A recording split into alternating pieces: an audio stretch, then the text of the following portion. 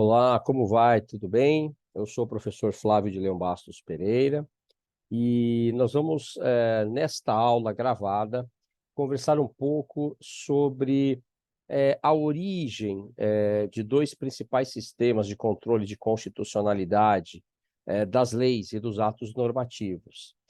Estou falando aqui, me refiro ao controle difuso de constitucionalidade e ao controle concentrado de constitucionalidade, que nós iremos detalhar mais adiante. Entretanto, vamos já estabelecer aqui algumas diferenças muito básicas, né? O controle difuso, do ponto de vista da sua origem histórica, ele tem origem nos Estados Unidos da América, ao passo que o controle concentrado, ele tem origem, mais especificamente, até por influência de Hans Kelsen, na Áustria, com a criação da Corte Constitucional Austríaca. Vamos iniciar abordando o nascimento do controle difuso, não é? Então, esta diferenciação ela é muito importante, porque para que possamos entender o sistema adotado pelo Brasil a partir da Constituição de 1988, necessário é que entendamos essas duas origens históricas, porque o sistema brasileiro de controle de constitucionalidade das leis se inspira, ele recebe a influência, os influxos de ambos esses sistemas. Na verdade, o nosso Supremo Tribunal Federal é uma corte híbrida, do ponto de vista dos sistemas, dos modelos adotados. Mas vamos entender isso melhor. Voltemos aos Estados Unidos da América, e aqui eu passo a explicar como é que vai se desenvolver nos Estados Unidos essa ideia do controle de constitucionalidade das leis. E é muito importante, aqueles que forem lidar com o direito constitucional, ouvirão sempre falar de um caso célebre, o caso Marbury versus Madison, né? E que vai realmente dar origem ao controle norte-americano, que depois o Brasil irá adotar também, claro, a partir da sua primeira Constituição Republicana de 1891. Mas o caso Marbury versus Madison, ele se constitui, aliás, num precedente jurisprudencial norte-americano, né? E que vai influenciar, como eu falei há poucos minutos, o nosso ordenamento constitucional. E é ele que dá origem ao controle difuso de constitucionalidade. Mais especificamente, eu remeto ao ano de 1797, século XVIII, né? Quando o presidente dos Estados Unidos era John Adams. John Adams, ele é conhecido como um dos federalistas norte-americanos, um dos defensores da Federação Norte-Americana. Aliás, entre nós, a existência de um sistema de controle de constitucionalidade das leis é indicativo exatamente de uma federação. É típico, né, dos modelos federativos que um controle de constitucionalidade das leis exista, até porque nós estamos falando, quando mencionamos a forma de Estado federativa, que é cláusula pétrea no Brasil, artigo 60, parágrafo 4º, inciso 1, quando nós falamos em federação, estamos pensando em redistribuição de poderes e competências, tanto no plano funcional quanto no plano territorial. E aí que nós precisamos entender como leis municipais, leis estaduais, leis federais, competências municipais, estaduais e federais, tanto materiais e administrativas quanto as legislativas, podem harmonicamente coexistir. E é daí a importância de um controle de constitucionalidade, de uma corte constitucional, de uma corte suprema, a depender do modelo adotado. Mas John Adams, como eu dizia, era um dos três federalistas, foi, né? Um dos três federalistas. Eu menciono aqui John Adams, Alexander Hamilton e James Madison, que os autores, né, do federalismo, porque eles escreveram em torno de 80 artigos sob pseudônimos. Até hoje não se sabe exatamente quem escreveu qual artigo, mas eles eram semanalmente publicados em alguns jornais e eles defendiam a existência de uma federação. Porque vamos lembrar que os Estados Unidos nascem como uma confederação, e a confederação ela envolve uma forma de Estado instável, uma vez que qualquer um dos Estados confederados podem deixar a confederação se assim desejar. E isso gerava muita instabilidade. Do ponto de vista da tributação, do ponto de vista da existência de uma força armada para a defesa das fronteiras, né? Então, é aí que os federalistas apresentam os seus trabalhos, e John Adams é um deles. É importante que se leia, aqueles que desejarem se aprofundar no direito constitucional, que conheçam, né, a história do direito constitucional norte-americano. De qualquer maneira, John Adams, em 1797, é o presidente dos Estados Unidos, né? Ele que era um federalista. Tivemos eleições, então, e Thomas Jefferson, que era vice-presidente dos Estados Unidos e membro do Partido Republicano, venceu o John Adams, que era o candidato à reeleição. Ele já era presidente, tentava a reeleição pelo Partido Federalista. Os republicanos, claro, eu disse aqui, Thomas Jefferson vence as eleições, e os republicanos não concordavam com as medidas adotadas por John Adams quanto a uma situação que ocorria na época, que era a guerra e os conflitos entre França e Inglaterra. Eles tinham posições diferentes sobre esse conflito, né? Havia ali já uma discordância política muito evidente. E aí é que John Adams, já derrotado, percebendo que ele teria pouca influência do seu partido no executivo e no legislativo, busca mexer no judiciário. O partido dele não tinha essa força no âmbito do executivo e do legislativo, como eu falei. Então, qual era a saída? Vamos tentar ganhar influência no poder, junto ao poder judiciário. Então, ele ainda, já terminando o seu mandato, passa a tomar medidas para aumentar a influência do seu partido junto àquele poder. E aí é que, no primeiro momento, eu menciono a aprovação de uma norma, o Judiciary Act de 1789, dobra-se por esse ato o número de juízes federais nomeados, né? Dentre esses juízes nomeados por Adams, que eu repito, já tinha perdido, já tinha sido derrotado nas eleições, mas dentre os juízes nomeados por ele no final do seu mandato, estava William Marbury. E, na verdade, o que se tentava era nomear juízes às pressas, né, antes de se deixar o poder. Tanto é que esses juízes receberam uma denominação, né, porque eles teriam sido nomeados às escondidas, né, já no final do mandato de John Adams. Eles eram chamados de Midnight Judges, os juízes da meia-noite, né? Vejam vocês.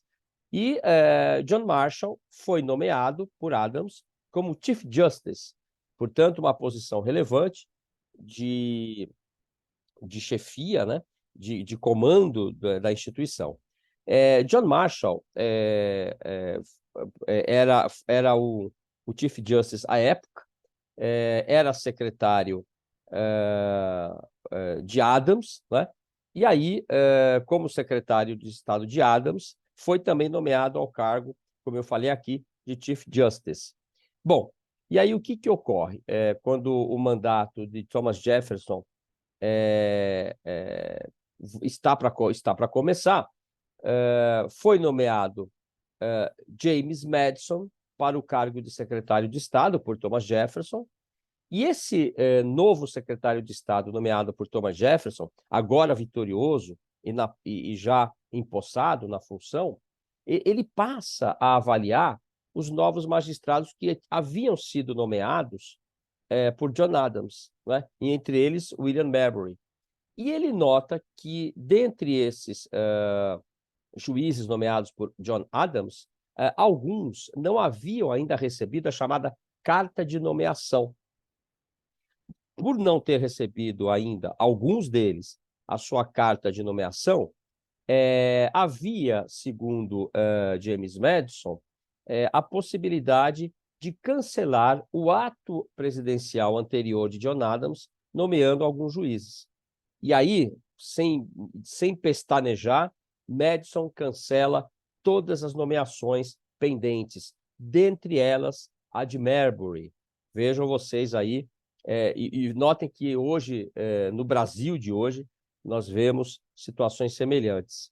Marbury não se contenta com essa decisão, ele se revolta com essa decisão. O que ele faz? Ele impetra o que nós chamamos de um mandado de segurança, que no direito da common law norte-americano recebe a denominação de writ of mandamus. E aí Marbury, revoltado com essa situação, invoca o writ of mandamus, baseado na seção 13ª do Judiciary Act, em face de Madison, aquele que havia sido nomeado pelo novo presidente Thomas Jefferson e que cancelara as nomeações dos juízes feita por Adams. Então, nós temos o caso Marbury versus Madison. Esse caso, essa impetração do mandamus, desse writ, se dá perante a Suprema Corte Americana, e por isso que eu disse que nasce aí o caso Marbury versus Madison. Pois bem, e aí nós temos um presidente da Suprema Corte que eu também já mencionei há pouco, que era o John Marshall, o Chief Justice John Marshall. Ele analisa o caso sob várias óticas, né? E uma das questões que ele levanta ao analisar o caso era: a Suprema Corte norte-americana realmente tem competência para julgar esse caso? Então, essa é uma das primeiras perguntas que ele levanta. Qual é o tema que efetivamente precisa ir à Suprema Corte, né?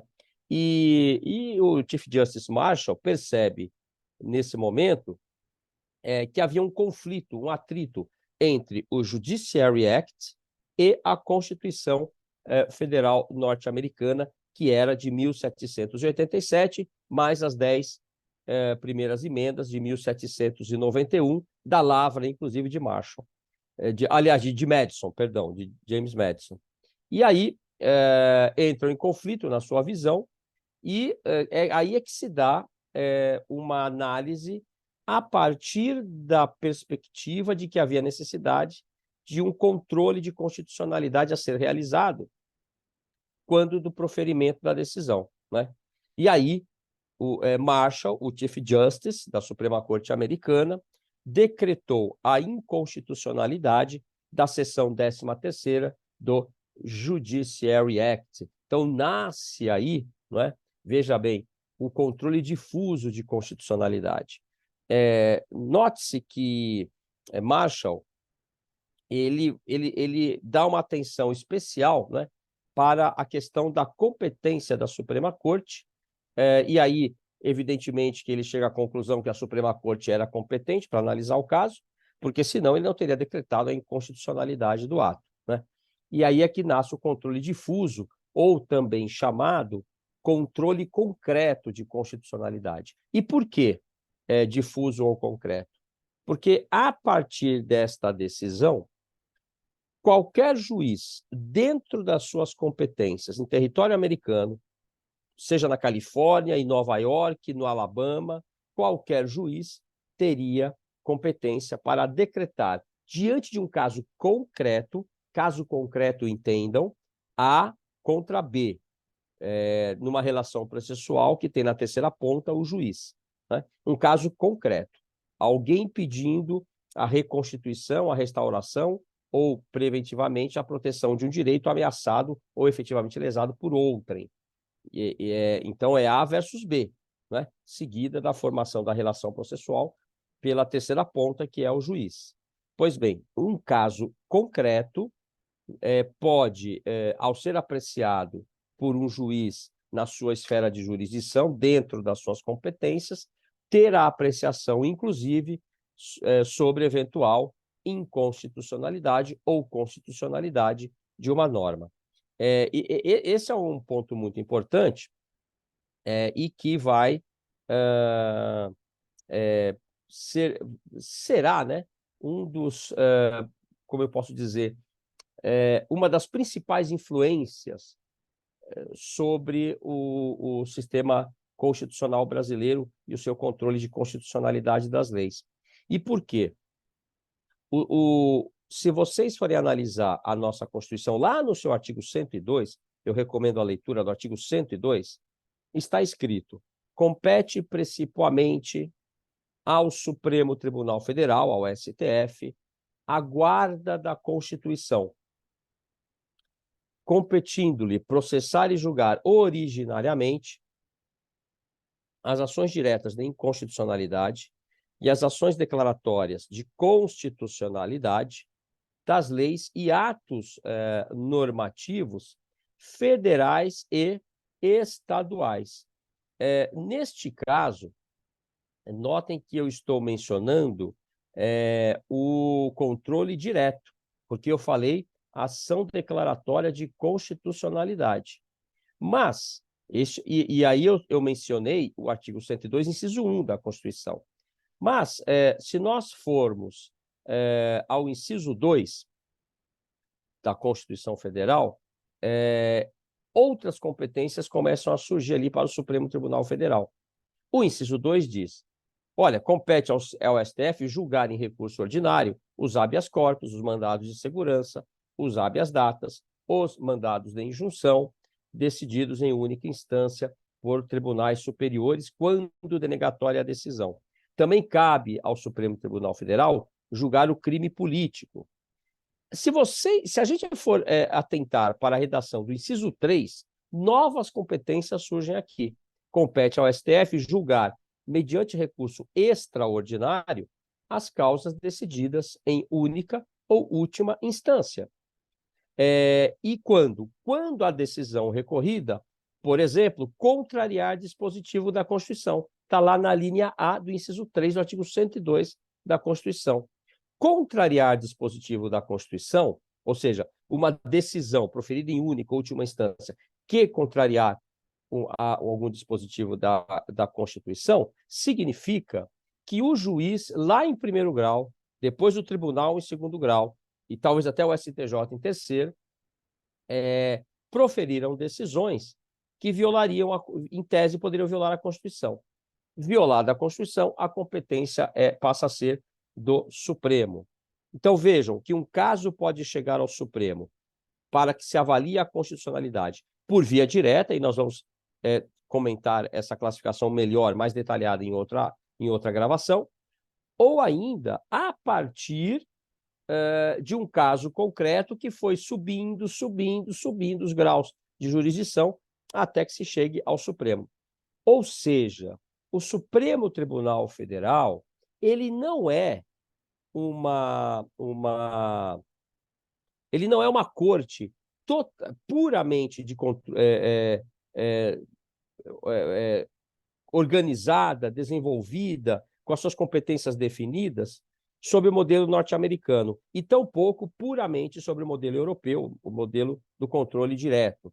Ele é híbrido, ele recebe tanto ações diretas de inconstitucionalidade, por ação ou por omissão, quanto ações declaratórias de inconstitucionalidade, quanto a DPFs, arguições de descumprimento de preceito fundamental. Mas ele também recebe recursos ordinários, recursos extraordinários. Então é importante que se entenda esse caráter híbrido do Supremo Tribunal Federal e que será sempre acionado a partir da perspectiva de uma ofensa e violação à Constituição. Por quê? Porque dois princípios são muito importantes e norteiam esta atuação da Suprema Corte brasileira. O princípio da supremacia constitucional, né? Ele é muito importante, o princípio da supremacia constitucional, porque a norma suprema é a Constituição Federal. Ela não pode ser alterada, salvo pelos solenes procedimentos estabelecidos no artigo 60 da Constituição. Ou seja, surge aqui o segundo princípio desses dois que eu mencionei, que é o princípio da rigidez constitucional. qualquer norma, lei, abaixo da Constituição, que nós chamamos também de infraconstitucional, que ofenda a Carta Magna, ou qualquer ato normativo, um decreto, uma decisão, mesmo na via administrativa, que ofenda a Constituição Federal, desde que apresente os requisitos, 3 requisitos da chamada densidade normativa, ou seja, generalidade, uma norma imposta a toda a sociedade ou ao menos a uma coletividade. Impositividade, uma norma obrigatória, cujo descumprimento incorre numa sanção. Abstratividade, impositividade e generalidade. Não, já falei da generalidade. Aliás, o que faltava era a impositividade, é um comando, né? E a abstratividade, a norma é abstrata. Nós não pensamos em controle de constitucionalidade sob atos concretos individuais, como uma multa, por exemplo, que é aplicada somente a um infrator, por exemplo, quando viola normas de trânsito. A abstratividade significa que nós temos uma importante norma no sistema jurídico que todos devem observar. Portanto, uma vez que a norma, uma lei ou um comando normativo apresente abstratividade, impositividade e generalidade, ela possui o que se chama de densidade normativa. E a densidade normativa é um requisito para que se possa propor uma ação direta de inconstitucionalidade. E também, no caso das hipóteses, nas situações de casos concretos, pode ser que surja ali uma alegação de que uma norma seja inconstitucional. Então, por exemplo, quando uma norma discriminatória passa a vigorar, é publicada, essa norma discriminatória gera uma multa para alguém, esta pessoa multada vai à justiça para anular esta multa e, ao pedir a restituição ou a anulação do ato, também alega, como pano de fundo da sua tese, das suas argumentações, que a lei que criou aquela multa, instituiu aquela multa, é inconstitucional, pois discriminatória, né? Eu estou falando em tese, evidentemente. Então, é muito importante entendermos que, no Brasil, tanto o juiz individualmente, o magistrado, né, a magistrada individualmente, podem até reconhecer a inconstitucionalidade de uma norma, no chamado controle difuso, que nós recebemos, né, por influência do sistema norte-americano, quanto é possível, também com base no artigo 102, inciso 1, o controle abstrato direto, tema que nós vamos entrar no próximo vídeo. Então, muito importante conhecermos essa sistemática baseada neste caso, aliás, uma sistemática que nasce a partir da decisão do caso Marbury versus Madison nos Estados Unidos. Então, esta é um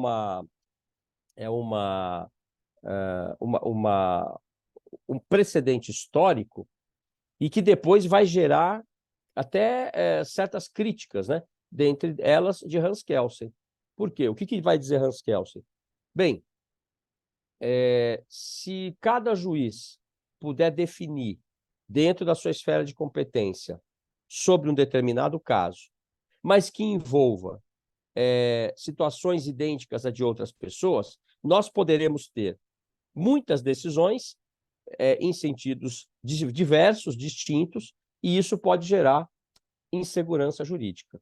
Neste momento, né, a partir desta crítica, surge a ideia de criação de uma Corte Constitucional.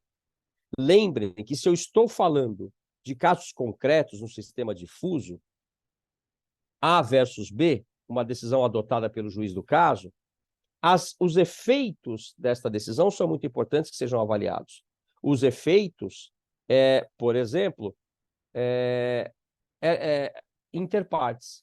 A decisão deste juiz somente irá valer entre as partes litigantes. Então, pensem o seguinte: eu, professor Flávio, se eu fosse um servidor público e eu entro com uma medida judicial contra a administração pública, porque eu entendo que eu tenho direito a uma correção baseada num certo índice dos meus vencimentos, dos meus salários. Uma vez que e eu digo o seguinte, a norma que impede a correção do meu salário, ela é inconstitucional. Se eu venço esse caso, se eu obtenho êxito neste caso, vocês concordam que vários outros servidores poderão seguir a mesma linha que eu segui? Entrar com uma ação, com as mesmas argumentações de inconstitucionalidade, etc, etc. Ou eu entro até com um grupo de servidores com essa ação, propomos a medida em conjunto. A decisão somente vale, aquela decisão que reconhece o direito ao aumento salarial, somente valerá para mim ou para o meu grupo que, em litisconsórcio ativo, entrou com esta medida. Ou, não necessariamente litisconsórcio ativo, não valerá para os outros milhares de servidores que também irão propor ações. E é aqui que há um risco de insegurança jurídica, porque esses outros servidores não serão beneficiados pela decisão que nos beneficiou, nós, os autores da primeira ação. É aí que surge uma crítica e que levará à criação e adoção de um outro modelo, que é o controle abstrato ou concentrado. Abstrato porque não se trata de um caso concreto, concentrado porque é competência originária da Corte Constitucional Suprema, e aí vai depender de cada país, né? No nosso caso, no Brasil, no caso do Brasil, o Supremo Tribunal Federal. Então, fica aqui uma primeira parte deste tema, no primeiro vídeo. Eu seguirei com o segundo vídeo, detalhando melhor, não é, essas probabilidades e essas coordenadas relacionadas ao sistema difuso e ao sistema abstrato, né? A jurisdição constitucional, ela passa a ser acionada a partir daí, e nós teremos ritos muito próprios, nós vamos estudar as leis desses ritos, legitimados para propor as ações, seja, no caso concreto, os autores, evidentemente, por meio de seus advogados, no caso do controle concentrado abstrato, apenas aqueles do artigo 103 da Constituição que poderão propor as medidas. Mas nós vamos avaliar cada um desses casos. Então, fico por aqui neste primeiro vídeo sobre controle de constitucionalidade, o caso Marbury versus Madison. Foi esse caso que nós analisamos agora e vamos ao segundo vídeo. Muito obrigado.